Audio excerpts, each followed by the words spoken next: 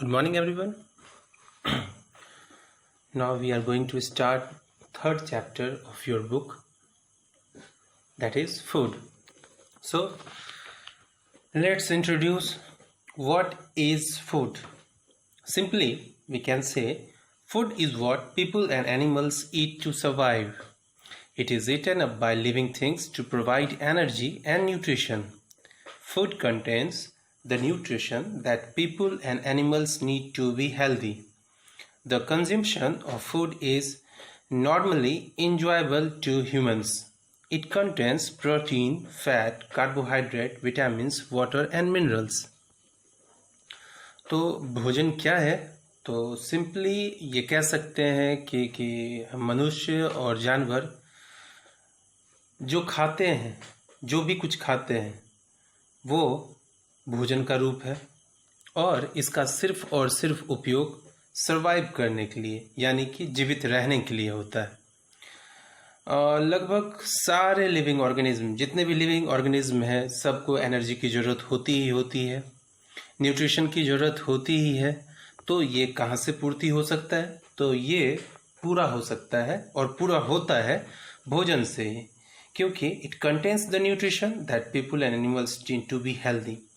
क्योंकि भोजन के अंदर वो सारे पौष्टिक तत्व होते हैं, वो सारे न्यूट्रिशन होते हैं जो जानवरों को अथवा मनुष्यों को स्वस्थ बनाए रखता है।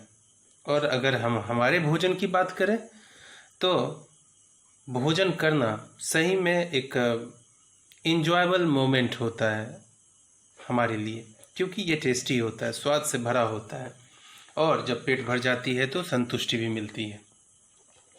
तो भोजन के अंदर कौन कौन सी चीज़ें मौजूद होती हैं, आप में से बहुत सारे बच्चे जान भी रहे होंगे। थोड़ा फिर से इसको रिवाइज कर लें। It contains proteins, fat, carbohydrates, vitamins, water and minerals. Proteins होता है, फैट्स होता है, कार्बोहाइड्रेट, विटामिन्स, वाटर और मिनरल्स, ये सारे न्यूट्रिएंट्स हैं फूड के।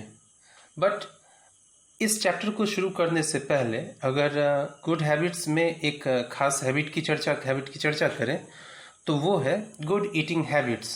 तो उसमें से मैं कुछ बातों पर आज फोकस करना चाहूँगा। Food gives us energy and it also helps us grow, it helps us stay healthy and protect us from illness. ये हमें एनर्जी तो देता ही है और साथ में ये जो हम बढ़ते रहते हैं हमेशा, चाहे हम स्वस्थ रहते हैं या फिर बीमारियों से दूर रहते हैं, तो ये सभी भोजन की वजह से ही हो पाता है। लेकिन एक क्वेश्चन आता है कि हम लोगों को कितना खाना चाहिए जिससे कि हमारा शरीर स्वस्थ रहे। ये एक बहुत इम्पॉर्टेंट क्वेश्चन है।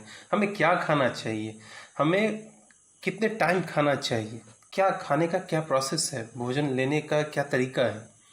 तो उन तरीक़ों में से कुछ एक कॉमन जो है वो बहुत लोग मानते हैं कि भोजन दिन में 3 बार हो तो बेहतर है, क्योंकि ये डाइजेशन के हिसाब से, पाचन के हिसाब से बहुत उपयुक्त होता है, आराम से भोजन पच सकता है। लेकिन अगर डॉक्टरों की माने, हेल्थ एक्सपर्ट्स की माने, तो वो कहते हैं कि दिन में अगर 5 बार भी भोजन हो तो वो सही है, लेकिन उसका अमाउंट, जो भोजन आप कर रहे हैं उसका अमाउंट कम होना चाहिए। यानी 3 बार मोटे तौर पर भोजन करने की बजाय अगर आप 5 बार भोजन करते हैं लेकिन वो कम कम, तो इससे हमारे शरीर को उसको डाइजेस्ट करने में भी कम समय लगता है और ये हमारे शरीर में प्रॉपर न्यूट्रिशन को फुलफिल भी करता है। इसके अलावा भोजन का उपयोग, तो सीधे शब्दों में कह सकें कि हम लोग जीने के लिए खाते हैं, न कि खाने के लिए जीते हैं। इसका क्या मतलब होता है कि हम लोग जीने के लिए खाते हैं, खाने के लिए नहीं जीते हैं। तो इसका मतलब होता है कि जो पहले से जो मान्यताएं हैं, क्योंकि आज हमारे पास भोजन के अलग अलग कैटेगरीज हैं, ढेर सारे कैटेगरीज हैं। अगर आप दिन भर गिनती करने बैठो तो शायद वो ख़त्म भी ना हो पाए, जो दुनिया के अलग अलग हिस्सों में खाई जाती है। लेकिन जो प्राचीन मान्यताएं हैं, पहले की बातें हैं, वो ये है कि भोजन ही वो जरिया है जिससे कि हम स्वस्थ बने रह सकते हैं, अपनी लंबी उम्र की कामना कर सकते हैं अगर वो भोजन स्वस्थ है। तो भोजन इतना करो जिससे कि आप जीवित रह सकें। बट आज के समय में क्या परेशानी है कि हम लोग कुछ भी खाते हैं, कुछ भी का मतलब आप हेल्दी डाइट की चर्चा करते हैं, तो वो हेल्दी डाइट अगर होता है तो वो उसका जो टर्म होता है, उसका जो फेज होता है वो लिमिटेड होता है। बट कुछ भी जो मिल रहा है वो खा रहे हैं, फास्ट फूड, चॉकलेट्स और न जाने चिप्स क्या क्या खा रहे हैं। तो ये तभी देख कर लगता है किसी को भी जो ऐसे कोई खा रहा हो तो लगता है कि ये सिर्फ खाने के लिए ही जीवित है, मतलब इनका मुख्य उद्देश्य खाना ही है। तो खाना हमें जीवित रखने के लिए, ना कि हमारे जीवन का उद्देश्य सिर्फ खाना है। ये बहुत ही इम्पॉर्टेंट है और हमारे हेल्दी ईटिंग हैबिट्स में ये सबसे प्रमुख होना ही चाहिए।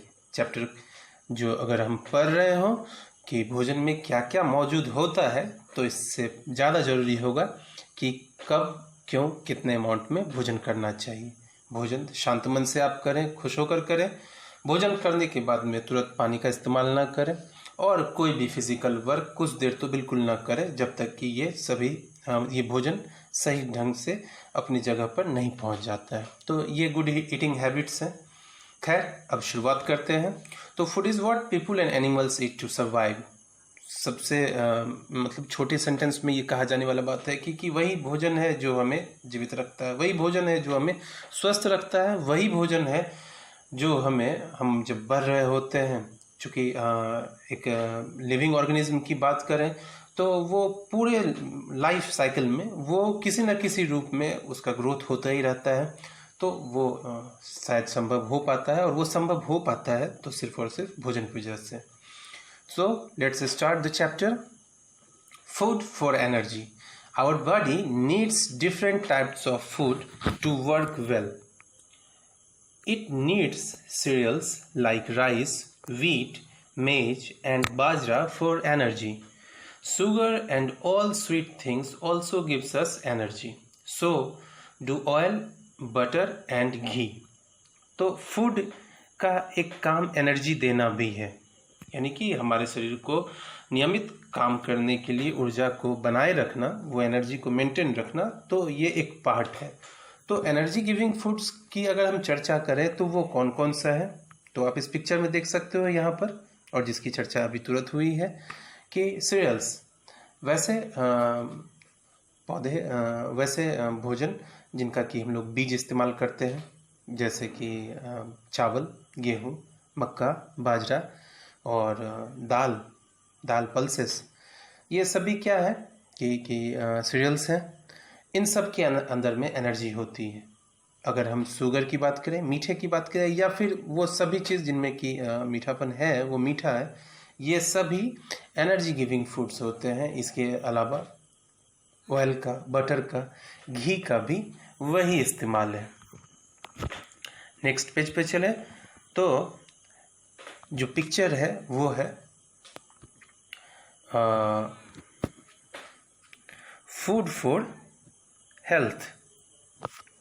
तो हमें हेल्दी रहने के लिए, अभी तो एनर्जी गिविंग फूड्स की चर्चा हुई कि कौन कौन से फूड मटेरियल हैं जो कि एनर्जी देते हैं, लेकिन अब उन फूड मटेरियल्स की बात करें जिनको खाने से हम स्वस्थ रह सकते हैं।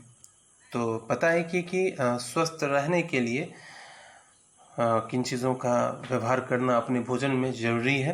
तो ग्रीन वेजिटेबल्स एंड फ्रूट्स, ये ग्रीन वेजिटेबल्स और फ्रूट्स जो है ये हमारी आँखों को, हमारी स्किन को, हमारे बोन्स को, हमारे टीथ को हेल्दी रखते हैं, क्योंकि इनमें भरा होता है विटामिन्स। ये विटामिन से भरे होते हैं। अभी जो एनर्जी फूड की बात हो रही थी तो वो कार्बोहाइड्रेट के फॉर्म में था, वो प्रोटीन और फैट के फॉर्म में था।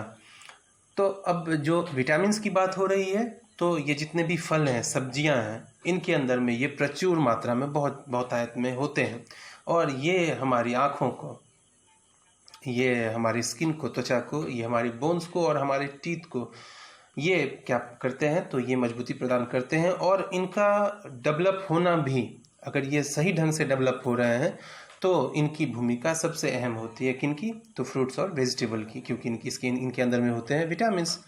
They also protect us from diseases, means illness, और ये हमें बीमारियों से बचाते हैं। ढेर तरह की बीमारियां हैं, तो अगर सारे विटामिन्स प्रॉपर अमाउंट में हैं तो बीमारियों का मुख्य कारण लैक ऑफ न्यूट्रिशन, यानी कि हमारे भोजन में और हमारे शरीर में पोषक तत्वों की कमी ही बीमारी है। दवाई के रूप में जब डॉक्टर प्रिस्क्राइब करते हैं कोई भी मेडिसिन, तो वो कुछ और नहीं, जो इन चीज़ों की कमी हमारे शरीर को हो गई है बस उनकी पूर्ति कर देते हैं और स्वतः ही हमारा शरीर ठीक हो जाता है। नेक्स्ट है growing food. Growing food, the plants we grow for food are called crops. The seeds of different plants are sown at different times. Rice, for example, is sown in the rainy season. Wheat is sown in autumn. और growing foods यानी कि जिन फसलों की हम पैदावार करते हैं, जिनको हम खेतों में लगाते हैं, तो उनका क्या होता है कि उनको हम लोग मुख्य रूप से उनको क्रॉप्स कहते हैं, उनको फसल कहते हैं। ये क्रॉप्स जो होते हैं वो अलग अलग प्लांट्स के सीड्स होते हैं। जैसे अगर एग्जाम्पल हम देखें तो राइस को भी खेतों में लगाया जाता है और वो खास महीना होता है रेनी, बरसात के समय में लगाया जाता है, तो जिससे फिर हमें चावल की पूर्ति हो पाती है। गेहूं की बात करें तो ये ऑटोमन में, यानी कि लास्ट मतलब ये जो हमारा ईयर का लास्ट हो रहा होता है, मतलब अक्टूबर नवंबर वाले पार्ट में, तो इस समय में लगा रहे होते हैं, गेहूँ लगा रहे होते हैं। तो इस समय में इन फसलों को हम लोग लगाते हैं और ये हमें सीरियल्स प्रोवाइड करते हैं। The seed of cereal plants are separated from the plants and when crop plants are ready, they are cut and gathered. This is called harvesting. The seeds of cereals plants are separated from the plants and clean. और जब ये फसल पूरी तरह से पक जाते हैं, यानी कि इनमें बीज भर जाता है, तो फिर होता है हार्वेस्टिंग का टाइम, यानी फसल कटाई का टाइम। और फिर फसल कटाई के बाद में फिर से हमें सीरियल्स के रूप में ये फूड जो है वो हमें प्राप्त होते हैं। और फिर अलग अलग प्रोसेस है उनका, और अलग अलग प्रोसेस से ये चीज़, जैसे चावल कैसे मिलेगा हमें, गेहूँ कैसे, मक्का कैसे, तो अलग अलग प्रोसेस से उनको ऑब्टेन किया जाता है। Pulses are seeds which grow inside pods. The pods are picked and the seeds taken out. The tea, vegetables and fruits are also picked when they are ready. Pulses, दालों की बात करें तो ये पॉड्स के अंदर में होते हैं। पॉड्स का मतलब फलियां से हैं, फलियों, जैसे कि आप मटर की फली को ले लो। मटर के फली को जब हम खोलते हैं तो उसमें से मटर के दाने 2, 4, 5, जैसे मटर की फली जिस साइज की है उस हिसाब से वो हमें प्राप्त होती है। और ये जो पॉड्स होता है, इनको इस प्लांट का फ्रूट के रूप में हम उसको कंसिडर करते हैं, ये फ्रूट होता है। तो जब ये पक जाते हैं तो फिर उनके अंदर से उन बीजों को निकाल लेते हैं हम लोग, और इस तरह करके हमें पल्सेस मिलता है। इसी हिसाब से tea, vegetables and fruits are also picked. Tea यानी कि चाय की पत्तियों से मिलता है हमें। जब चाय की पत्तियां छोटी छोटी होती हैं तो उनको टेंडर में ही उनको तोड़ लिया जाता है और एक प्रोसेस से होकर के फिर से हमें टी लीफ या फिर टी ग्रैनुअल्स जो है वो मिलता है। वेजिटेबल्स तो आप जानते ही हैं कि वेजिटेबल्स का एक सर्टेन लाइफ स्पैन होता है, ये 1.5, 2, 2.5 महीने ये मैक्सिमम हो गया, इतने टाइम में ये बड़े होते हैं और फिर इस्तेमाल के लायक हो जाते हैं। तो उनको खेतों से ऐसे ही उपजाया जाता है और फिर इस्तेमाल किया जाता है। और फ्रूट्स ये सीजनल होते हैं और अपने टाइम पर जब ये मैच्योर हो जाते हैं तो फिर जैसे कि अभी आम का, मैंगो का समय, लीची का समय है, तो उसके अंदर में उसके बीज बड़े हो जाएंगे, पूरा वो पक जाएगा तो हम उसको इस्तेमाल कर पाते हैं।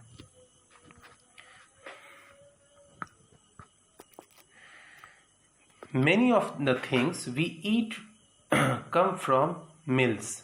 Mills have machines for grinding seeds. These machines work like mixer grinders. Atta, maida and suji are made from wheat in flour mills. Flour is also made from maize and millets, bajra. Besan is flour made from dal. Oil is made by pressing oil seeds in oil mills. Sugar is made from sugar cane in sugar mills. Sugar cane is crushed to take out the juice. The juice is boiled to make it thick. When the thickened juice is churned, sugar separates out. Spices like chili, pepper, turmeric, coriander and cumin are also ground in mills. और ये जो भोजन के रूप में हम ढेर सारी चीज़ों का इस्तेमाल करते हैं, उनमें से बहुत सारे फूड आइटम्स जो हैं वो मिल्स से हमें प्रोसेस्ड होकर के मिलते हैं.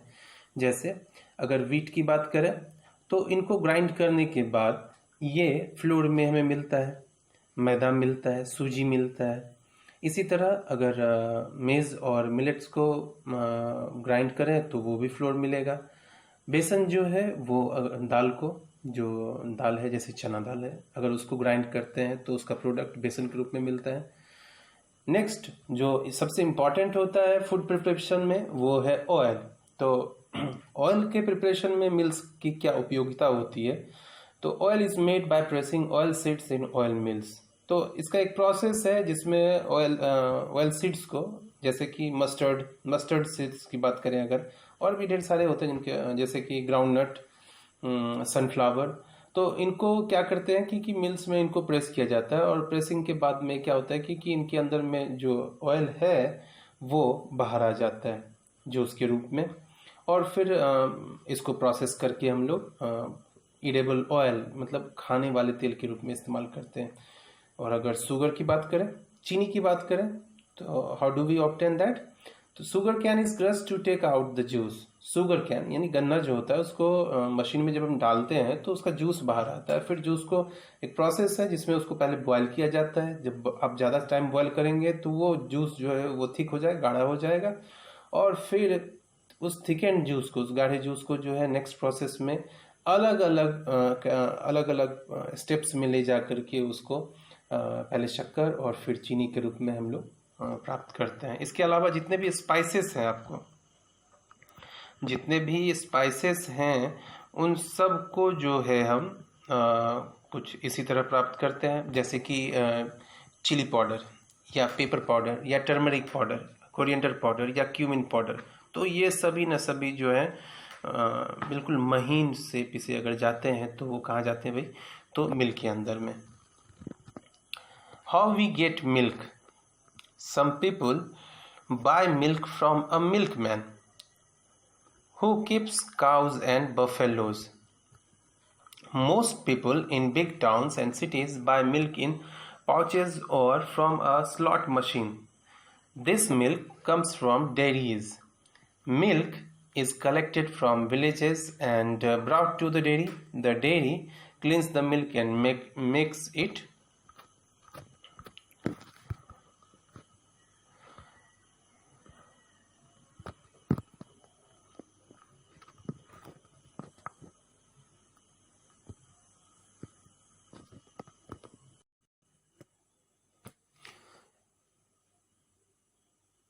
The dairy cleans the milk and makes it germ-free.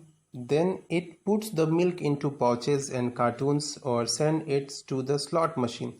The milk is carried in milk vans that keep it cold, otherwise the milk would get spoiled. अभी जो हमारा प्रोटीन का सेक्शन है, जो हमारा फैट का सेक्शन है, क्योंकि ये इम्पोर्टेंट न्यूट्रिएंट्स हैं, तो ये हमें कहाँ से मिलते हैं? तो उसमें से जो एनिमल्स से मिलने वाला हमारा भोजन है उसमें सबसे बड़ा सोर्स मिल्क है. तो कुछ हम में से कुछ लोग क्या करते हैं, ये कहाँ से पाते हैं? तो कुछ लोग सीधे सीधे दूध वाले से, जो गाय रखते हैं, जो भैंस रखते हैं, वो गाय उनसे हम लोग दूध पा लेते हैं. लेकिन बड़े शहरों में क्या होता है कि बड़े शहरों में ये पाउचेज में और स्लॉट मशीन में, मानो कि एक एटीएम जैसा मशीन है जिसमें कि आपको एक सर्टेन अमाउंट जो है वो देना होता है और फिर उसके बदले में आपको जितना भी मात्रा में दूध चाहिए होता है तो वो आपसे मिल जाता है. लेकिन ये जो पाउच है या फिर ये जो स्लॉट मशीन है, ये प्रोसेस्ड मिल्क कहाँ से लाते हैं? तो ये जो मिल्क होता है ये उन्हें डेयरीज से मिलता है और डेयरीज में अलग अलग जगहों से दूध को कलेक्ट किया जाता है.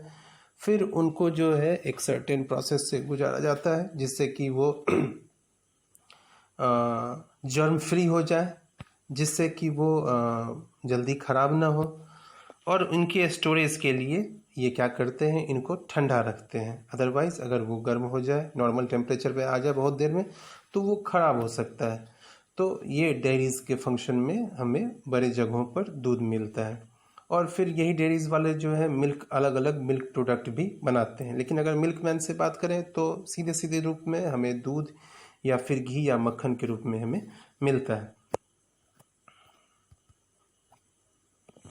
नेक्स्ट है eggs, meat and fish.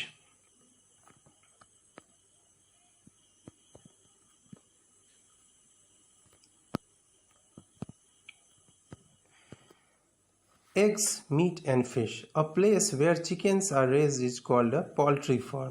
Eggs and chicken reach wholesale markets from these farms. Shopkeepers buy them from wholesale markets. Goats and sheep are also sold at wholesale markets. Fish are brought to wholesale markets by fishermen. They catch them from rivers, ponds, and the sea. Fish are actually grown in some ponds, lakes, and parts of river. These places are called fisheries. और जो अगला है जो कि animal से मिलने वाला है वो मीट के रूप में, वो एग्स के रूप में मिलने वाला हमें फूड आइटम है। तो ये कहाँ कहाँ से मिलता है? तो मोस्टली ये आपको चिकन, गोट और फिश से ये हमें मिलता है। तो अभी चिकन्स की अगर बात करें तो ये कैसे होता है? तो जहाँ चिकन्स को रखा जाता है, छोटे, जब वो छोटे होते हैं, चूजे होते हैं वो, तो वो उनको जहाँ रखा जाता है उसको बोलते हैं पोल्ट्री फार्म।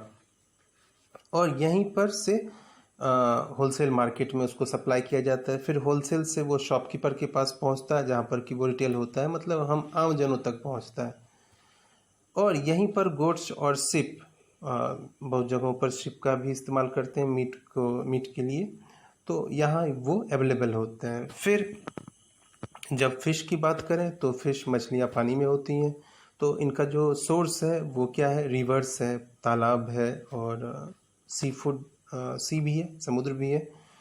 बहुत सारी जगहों पर, छोटे जगहों पर, पॉन्ड्स में, लेक्स में या नदियों के कुछ खास भागों में इनको पाला भी जाता है।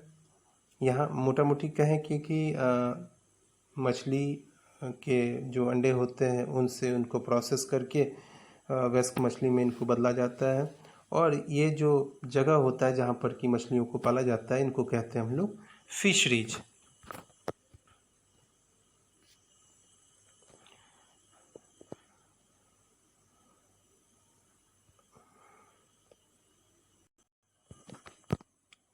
नेक्स्ट सेक्शन है ईट well.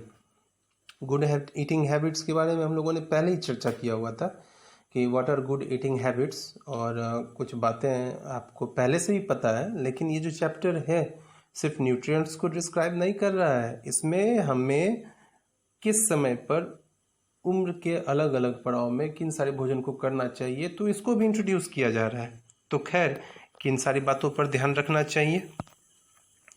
The body needs all types of food. So eat some energy giving foods, some food for growth and some food for health every day. ये नहीं कि आपको एक सर्टेन, सपोज कि आपको आलू पसंद है या फिर आपको कोई एक खास आइटम पसंद है, तो आप कोशिश करते हैं कि मैक्सिमम टाइम वही मिल जाए तो बड़ा अच्छा होता है। चूँकि खाना, भोजन, ये एक पसंद की भी बात है।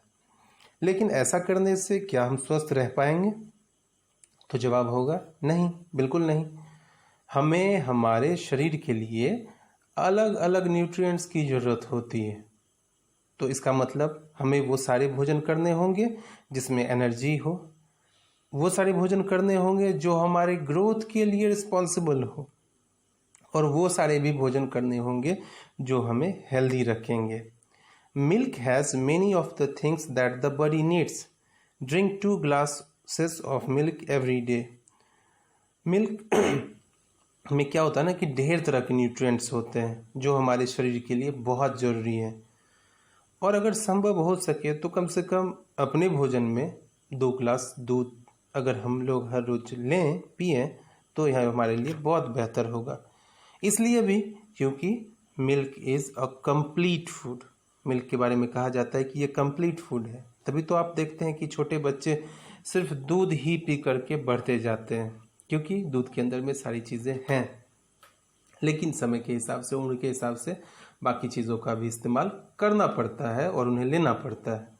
लेकिन दूध बहुत ही इम्पॉर्टेंट है। Do not eat uncovered food, germs get into food from the air and from flies. और कैसा भोजन करना चाहिए, एक बात तो आप बिल्कुल ध्यान रखें कि भोजन तुरंत का बना हो, गर्म हो, वही भोजन आप खा रहे हो तो आपके स्वास्थ्य के लिए वो सबसे बेहतर है।